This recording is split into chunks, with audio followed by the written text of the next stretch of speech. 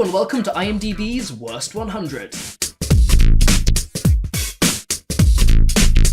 Today we're looking at number 87, Breaking Wind, Part 1. The part 1 that never had a part 2, you may be shocked to discover. So, farting werewolves. Let's just start at the start. Let's just do it, shall we? Yeah, let's Come go. on. What up, Belle? Quill, you too? Yep, finally made the pack.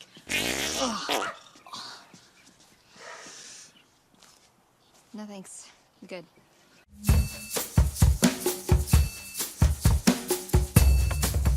Something I just need to say is I haven't seen the film that it's parodying, Breaking Dawn, and because of the way that this film's made, I literally do not understand anything that's happening. And it actually was quite funny almost to me in how lost I was. So what I'm going to do is I'm just going to try and explain what I think happened, and Emma, who's actually read the book, apparently a long time ago, can sort of let me know whether I've got the story right or not. Okay, so we've got the main character Bella, and she's got a boyfriend who's a vampire, but she's also got a boyfriend who's a werewolf.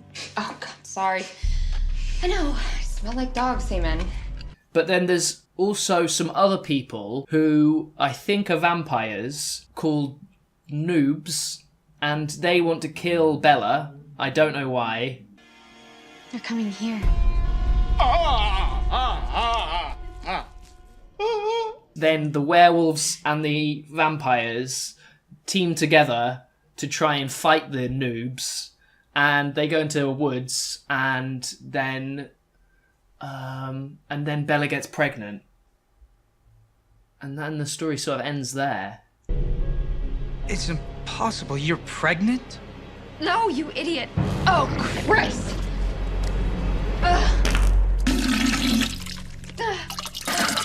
God, it's a really bad case of the shits.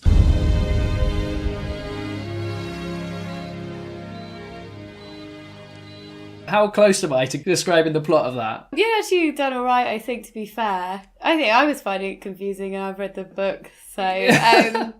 it's weird, I actually Googled the film and it's the only parody film that this company made of it. So they decided to do their first parody on it, not on the first book, but on a later book. That is very confusing in itself. I mean, it's anyway. very strange to pick, like, the first of two films as well, because it's in a two-parter, isn't it? The Twilight, Breaking I think Dawn, what I read, part actually, because I can't remember what was in each of the books, really, except maybe the first one, but it's actually not even based on Breaking Dawn. It's based on the book before that. So they've just called it Breaking Wind, because, haha, hilarious. So, that is even more confusing, I guess. Look, should we just stop talking about the plot? Because I feel like we're not going to get... We need to get to grips with Breaking Wind Part 1. I think we've really got to delve into a few more of the details. Okay. So this is a parody film. What did you think of the style of parody that they were doing in this film? Not to be prude, but they were very disgusting. They had, like, a load of toilet humour. Actually, didn't have as much toilet humour as I thought, considering it's called Breaking Wind. I think I only probably counted about 5 farts. Oh, Jesus Christ, that is so vile. Oh. The humour was just a lot of sex jokes, really, wasn't it? I can give you more than he can.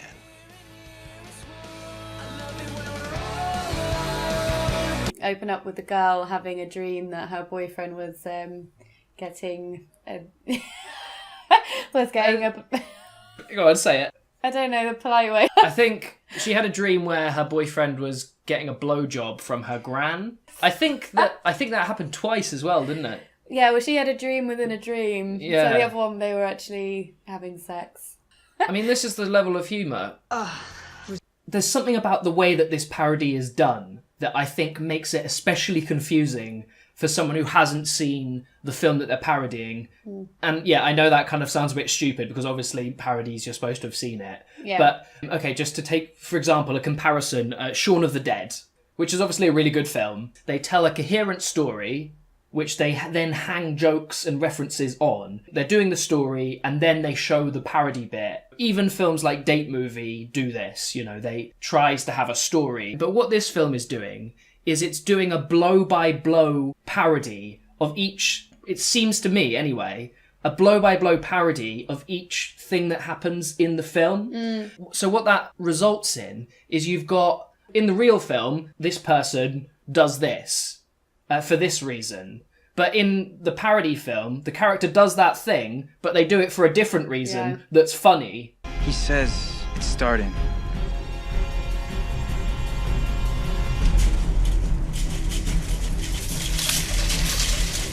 They're planking.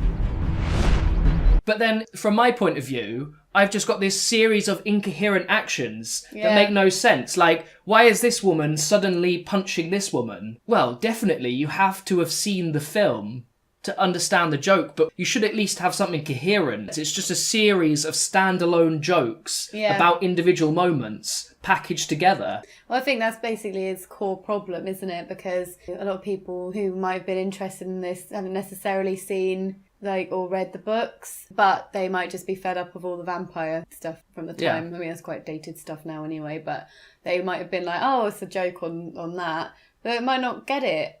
Yeah. And the thing is, it's obviously aimed at people who like Twilight. So why would they want to go see something that's taking the piss out of their beloved? Exactly.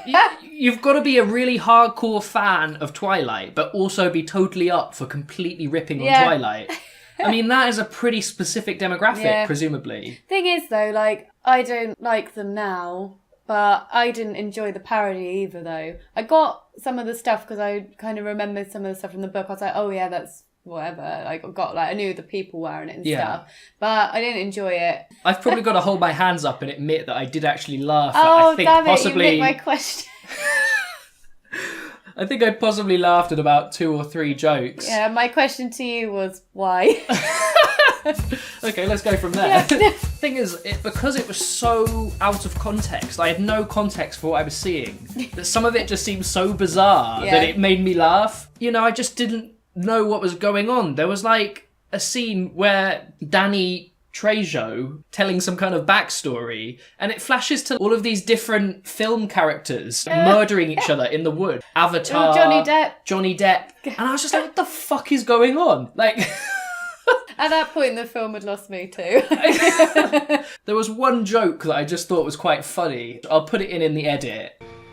Edward's been having a tough time trusting me as of late, and I wasn't exactly sure why.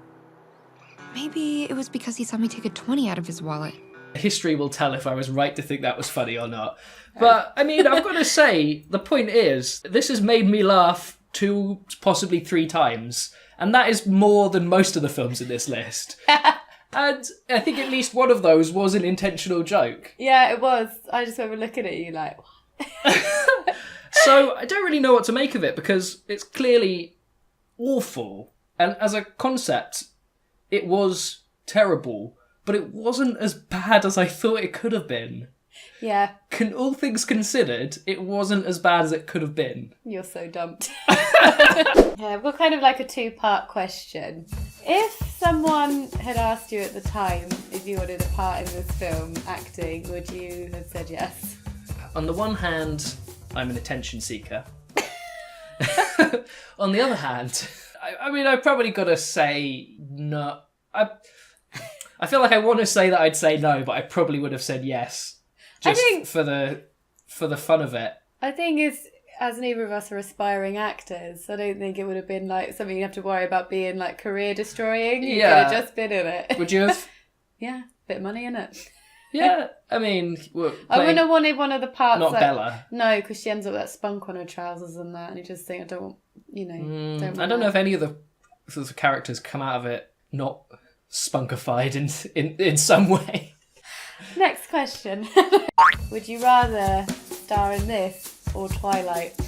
I think I've seen most of the first Twilight film, so I can talk about that. It's not great, but I guess a lot of people like it, so it's not necessarily a bad thing. I know that's a pretty bad argument to make, like, oh, if it's popular, it must be good. That's not true, but it must have something good in it if so many people really loved it so much. Like, I remember I worked in the cinema when some of those films came out, and they were some of the most popular films that were out when I worked there, they were in there for months. I think maybe go for that, be part of this massive franchise. It's done all right for the main actors, hasn't it? They've all come out of it pretty well. Yeah. I'd probably pick Twilight as well. I think it's just slightly less embarrassing, but not by much.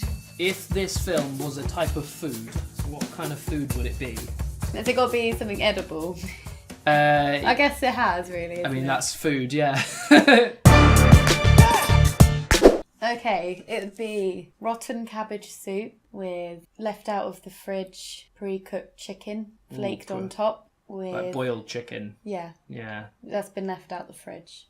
Salmonella-y boiled chicken. Yeah. And it won't be hot, like a piping hot meal.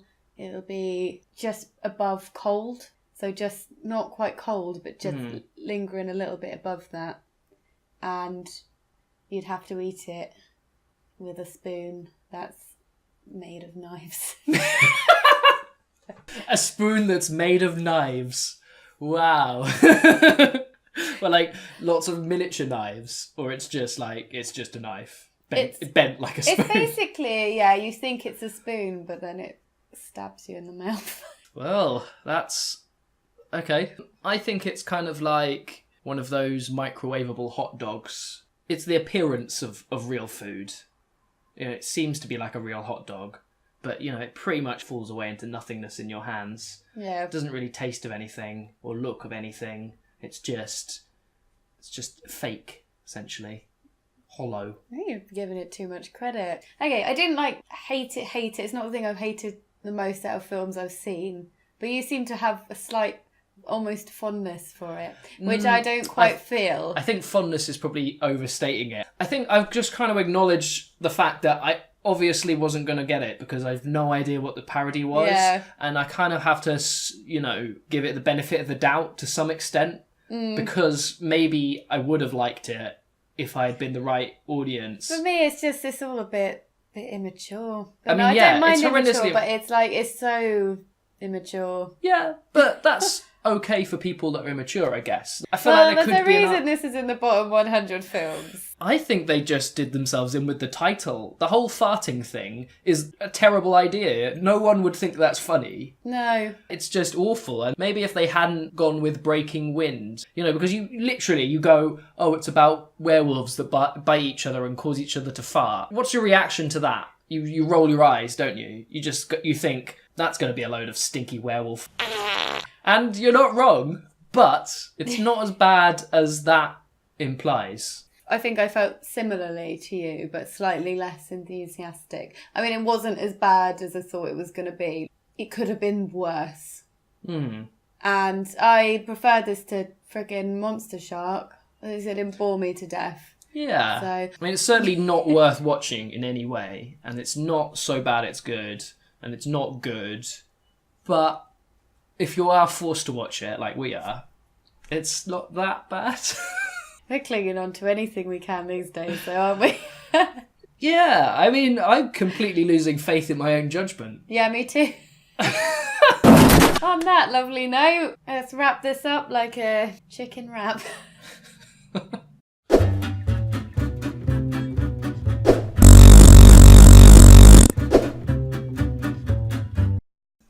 Well, that was an interesting episode, wasn't it? I'd never even heard of this film. No, me and either.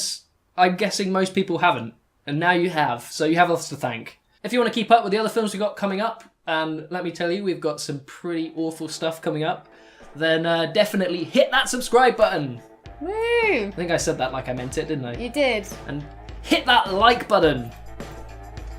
And tell us what type of food you think TwoTakes is most like. And if you've made it to the end of the video, then thank you very much. Bye-bye. Bye!